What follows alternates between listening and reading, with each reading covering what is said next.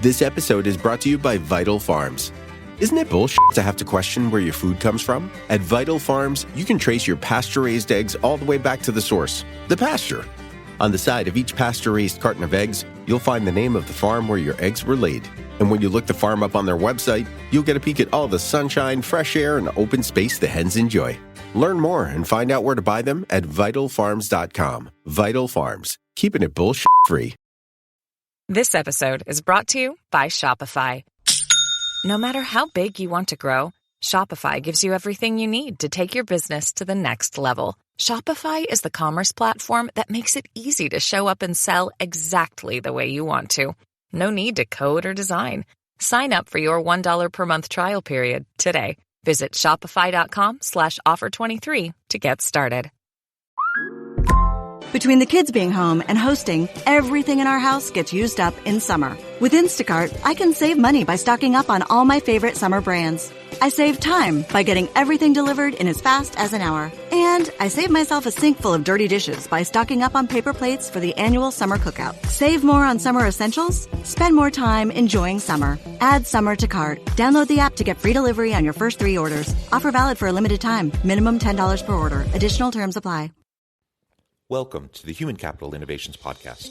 We're your source for personal, professional, and organizational growth and development, where we share original research, explore industry trends, and interview executives and thought leaders from across the globe. We hope you join us often for practitioner-oriented content around all things related to leadership, HR, talent management, organizational development, and change management. Maximize your personal and organizational potential with Human Capital Innovations Podcast.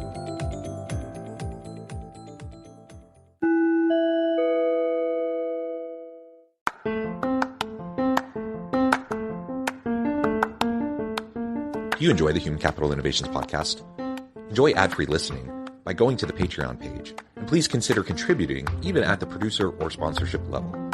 And please leave a review. Thank you for your support.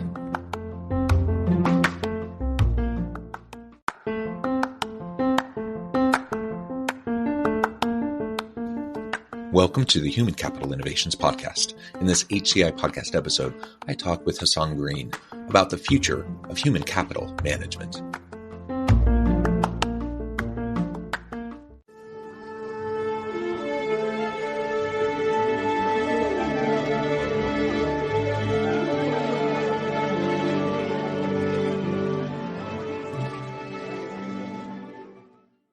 Hason Greene, welcome to the Human Capital Innovations Podcast. Thank you. Thank you for having me. Happy to be here. Yeah, it's a pleasure to be with you. You're joining us from New York. I'm south of Salt Lake City in Utah. And today we're going to be talking about the future of human capital management. What a fun topic. And I'm just super excited to be exploring this together with you today. You have a great background and great expertise that you bring to the table for this conversation. As we get started, I wanted to share Hason's bio with everybody. Hason Greene is a full stack HR practitioner and human capital management specialist. He founded Humint Labs, human capital management practice, to partner with VC and PE firms to provide human capital expertise to their firms and portfolio companies. And as I said, today we're going to be talking about the future of human capital management. Anything you would like to add by way of your background, your personal or professional context before we dive on into the topic?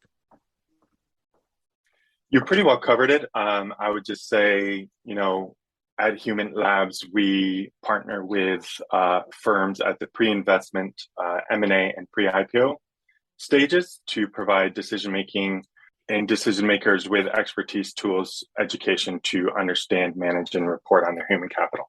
Now let's talk about the future of human capital.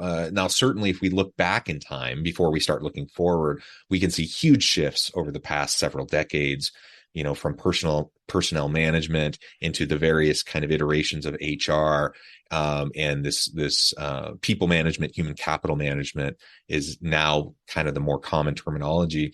Where have you seen things come in recent years, and where do you see things going, say, in the next 5 to 10 years with human capital management? The HR of old, it was a cost center focused on lowering payroll, benefits costs, and mitigating labor-related risks. And we have come a long way. such that the HR of today, it's a purveyor of talent, focused on attracting and retaining great talent. But we still have a ways to go. In the future, HR will be an asset manager focused on understanding and optimizing for how talent creates value both for themselves and for the organization. And this is, the result of a couple of things. So first off, an evolution of perspectives that has informed both legal requirements in the public sector, but also in the private sector. More and more investors are beginning to realize the value of HR and people data. And so in order for, this idea that in order for HR to be taken seriously, we need to bring the data. And we've been enabled to do just that with the advancements in HR tech and work tech, such that these technologies have produced more and more HR and people data. And so here we are at a moment in time where we either need to take up the challenge or be left behind by competitors who will. Yeah, and I guess that gets into kind of this idea of, well, why should we care about this? Why is it important? And, to put it succinctly, it's because you will not be relevant in the marketplace if you don't lean into these changes and actually try to be on the forefront of of these evolutions, right? So it's really interesting to me as I see organizations kind of being dragged kicking and screaming towards the new world of work and the new way of thinking about HR and talent and employee experience and all of these related topics and issues, because they still see HR as kind of the HR of old, of 20, 30 years ago. And they don't see it as this new people analytics driven hub space to drive high performance in the organization, to enhance, not only the ability to attract and retain great talent, but then to have cross-functional teams and collaborative teams that can innovate and iterate and bring value to the market. That is something that I think the last few years of the pandemic have demonstrated for a lot of organizations. They, for many organizations for the first time, they're really able to wake up to this idea that, oh my goodness, HR is not just a cost center. It is a critical strategic driver of business success. And we'll see how it continue, how people continue to lean into that and to adapt towards that reality versus how much people drag their feet and kind of get left behind. So for those companies that are less likely to adopt these changes, what do you think, in terms of the next 5 years, how long will it take for them to fade into irrelevance and just become obsolete versus, how much are they going to be pressured and just, end up doing it, just kind of doing it behind the 8 ball? Yeah. And, that's just that they have that choice. They can own it and take up the charge, or they can do it by way of being required to, right? So we have the SEC, who recently came out and started to require all U.S. publicly traded companies to report on their human capital. And some are just starting to. The few front runners, if you will, are starting to do that. But it's still a very gray area in terms of what's required and what the structure is for how that is to be reported.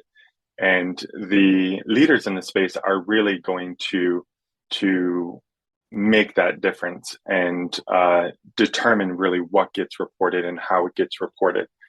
And just touching on something you said previously as it relates to the importance of why we're doing this. In addition to, this new world of work that we live in, there is this idea that human capital is the only appreciating asset in business. And by that, I mean all other assets depreciate over time, while human capital, if valued properly and invested in, appreciates over time, right? In addition, human capital is the only capital that directly impacts all other capital, so natural, manufactured, intellectual, financial. And we have some statistics to further support the need for measuring and managing human capital. But to those who are lagging, I would say it really doesn't behoove you. It doesn't benefit you insofar as, human capital management at its center. It's as you mentioned, it's a performance driver, right? The two biggest drivers of performance are technology by way of automation and AI, and people, right, by way of labor. And you're not doing your company any or its stakeholders any favors by not adopting human capital management, right? You'll be less competitive. You'll deliver lower returns than you would if you did adopt it. In addition, you're not doing your talent any favors because human capital management recognizes and rewards top performers. And by not adopting human capital management, you're really enabling low performance to flourish inside your company.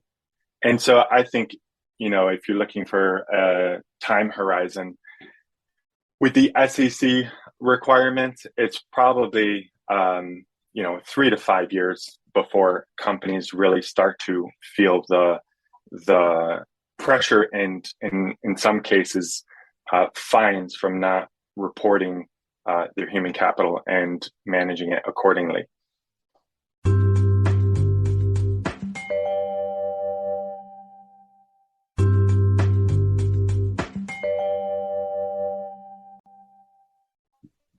Yeah, that all super important. And one thing you were talking about that I think is worth reiterating is the investment piece into human capital. It is an appreciating value, as you mentioned, but even if it wasn't, I mean, how much time, money, effort do we put into investing into and reinvesting into the maintenance and upkeep of other forms of capital? Right? That's just something we all accept as necessary part of doing business. And so, when we talk about plant, equipment, property, of course, we're going to invest in the upkeep and the maintenance and the quality checks on those types of assets and capital. I worked years and years ago, decades ago, I was working in a factory, and those big press machines, these are multi-million-dollar ginormous press machines. And guess what?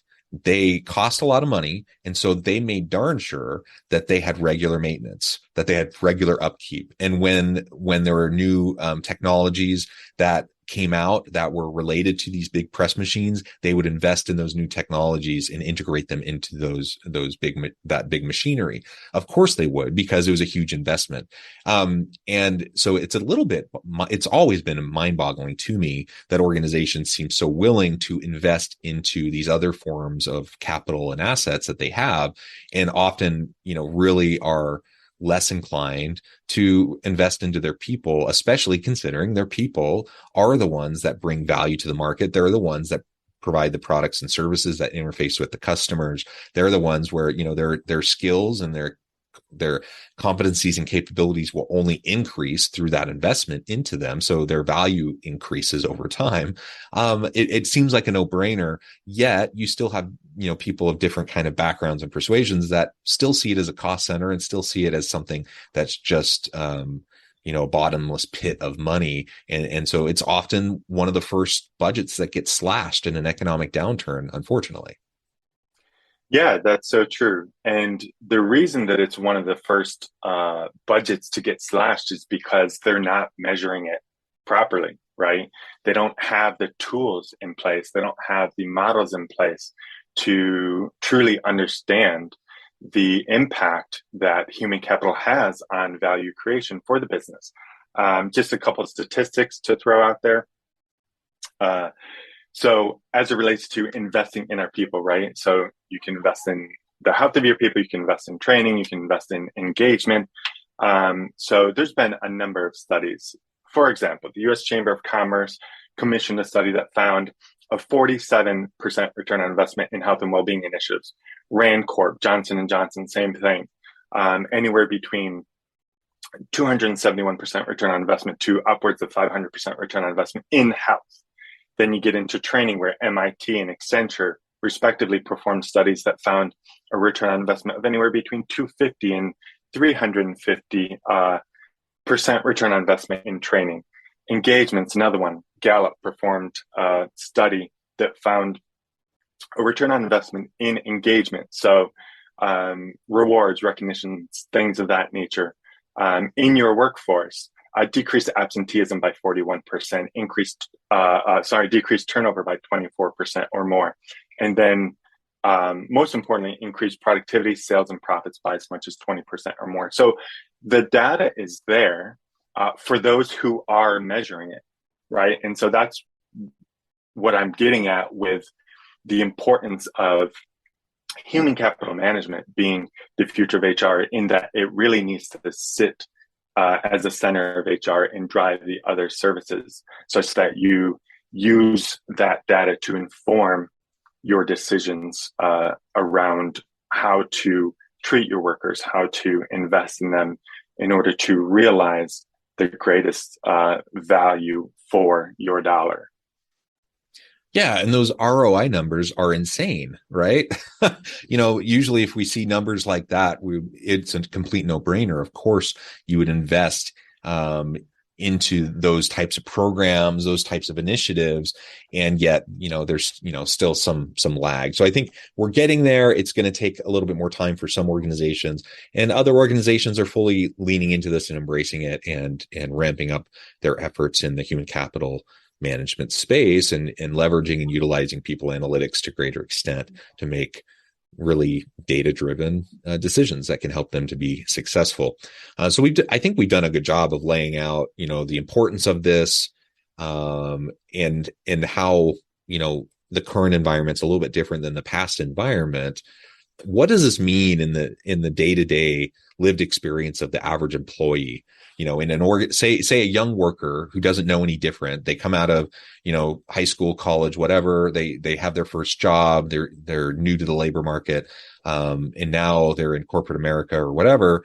What would they expect to see as kind of the norm in terms of employee experience and implications for employees from this new human capital management perspective versus perhaps what we saw when we were young in our careers, or maybe the generation before us even? Yeah, I think the most important part, it's going to require your, technology IT team coming together with HR to create a seamless experience, right? So we experience this dedicated, clunky processes and systems that, provided a minimum sort of viable experience around getting the most out of its people and supporting its people. And the future is going to require much more seamless interaction with technology. So I don't think new talent coming in is going to be inconvenienced.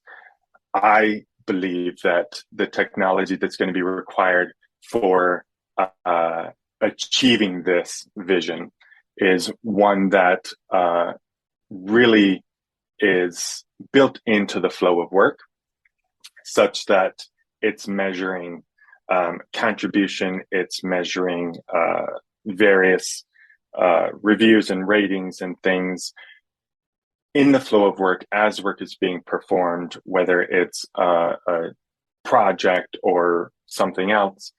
And then that data is collected and modeled and provided back to the talent to say, hey, listen, this is where you are. This is how we are looking at you as an individual and your contribution. This is what we're looking for. This is how you can help us close that gap. And so it's a much more seamless, much more thoughtful experience that includes the individual, as opposed to happening to the individual. And by that, I mean, as individuals, we have the ability to affect what our value is, right? So McKinsey did a lot of work on this insofar as they studied the value that talent, the skills, knowledge, abilities that make up talent bring to bear on work. and how that translates to individual human capital.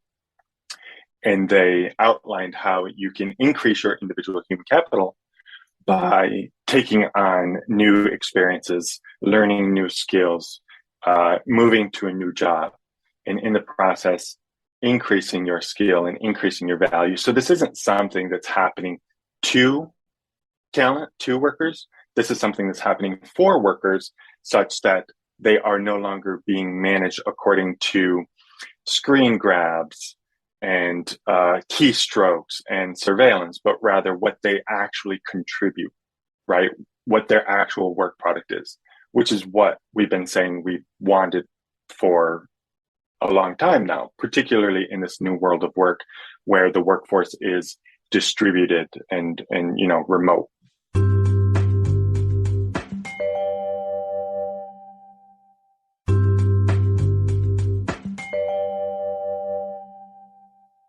Yeah. And the crazy thing is, I talk to so many people about these types of issues, and I still hear today about companies that are doing screen capturing, stroke monitoring, and like all of that, because they feel, especially with distributed teams, they feel like they have to in order to keep control over their teams and to know what's really happening. And I just scratch my head. I'm like, oh my gosh, you just don't even get it, do you? We should be so much beyond that. And like you said, it should be about, what do you produce? I don't care. If someone's more productive because they're able to like fiddle with something on the side while they're contemplating something, or because they take breaks at different points in time during the day, or they if people just are different and they work different, and so to be monitoring every second of every day of what people do is silly. I mean, it's a waste of resources. And let's think more in terms of performance management and helping our people to achieve their potential, rather than treating them like kids and trying to control them and monitor everything they do. It's just a bizarre thing that unfortunately still exists in the world today, and we need to get past it. And you're absolutely right. All of these changes that we've been talking about, these are not to make it harder for employees. It's for employees. It's to make their experience better. When I have students coming out of the university, out of my classes, entering the workforce, I say, this should be a better workplace environment for you today than it was for me when I started, 20 plus years ago. It should be. Now, it won't always be, depending on where you go. And there's always roulette, leadership roulette. You never know what you're going to get. But more organizations get it now than they used to. And there's just generally better practices. And we're using data better than we ever had before in order to make these sorts of positive changes. All right, so let's, in our remaining little bit of time, let's talk about what you see coming, say in the next 10 years, because we've seen a lot of changes in the recent years, but I think the pace of and rate of change has only increased. What do you see as some of the big changes coming down the pipeline? Yeah, so I think the biggest one is, and this is where Human Labs really operates and thrives, and that is shaping how companies are valued and invested in, right? So we talked about the individual contributor, but then the ability to measure and manage the impact of human capital on value creation, what that means for companies as a whole and for investors, is such that investors and employees, the talent, they can or they will eventually be able to look at a company's portfolio and see human capital data represented just as financial capital data is represented today. And they can make decisions on where they want to put their money, where they want to spend their time, in the case of talent, who they want to work for, based on how those companies are measured and valued from a human capital perspective. And they will be able to look at and dig into, just as they can now in the financial on the financial side of it, they'll be able to dig into the human capital side and say, hey, these companies are not doing right by their workers. They're not demonstrating any real investment in their people.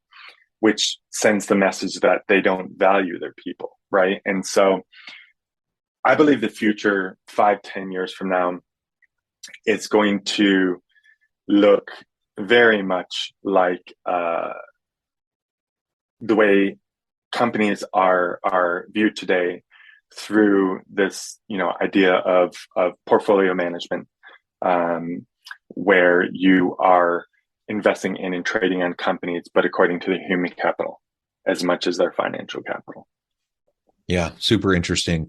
Hason, it's been a real pleasure talking with you. I know we've just scratched the surface. There's a whole lot of other things we could explore together, but we're going to leave it there for now today. Before we wrap things up, though, I wanted to give you a chance to share with the audience how they can connect with you, find out more about your work, your team, and then give us a final word on the topic for today. Yeah, thank you for having me. You can find me on Twitter, Hason Greene. I'm also on LinkedIn, and my LinkedIn has all my contact information if you want to reach out. Happy to talk to you about human capital management and how we can increase the value for your people and for your company. And I would just say, don't wait, start today. Start by looking at how your HR function is structured and think about how you can leverage human capital management to drive better outcomes. And for individuals, for talent, same thing, start today, invest in your health, seek out learning opportunities that are going to help you increase your value. Understand that your decisions, your actions today are either a credit or debit to your future self and your future value. Wonderful. Hason, it's been a real pleasure. I encourage my audience to reach out, get connected, find out more about what you and your team can do for them. And as always, I hope everyone can stay healthy and safe, that you can find meaning and purpose at work each and every day. And I hope you all have a great week. Do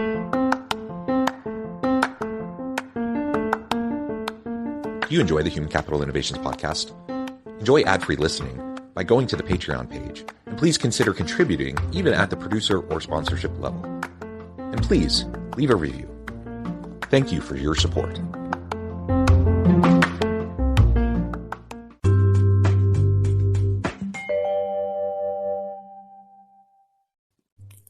Thanks again for joining us for this episode of the Human Capital Innovations Podcast. I hope you stay healthy and safe and that you have a great week. Where leaders go, learning follows. At Harvard Business School, we offer in-person and virtual executive education programs on a broad range of business topics. Each program addresses real-world challenges and is taught by our world-renowned faculty. Join an exceptional peer group, sharpen your leadership skills, advance your career. It's your time. Go. To apply, visit hbs.me/go. That's hbs.me/go.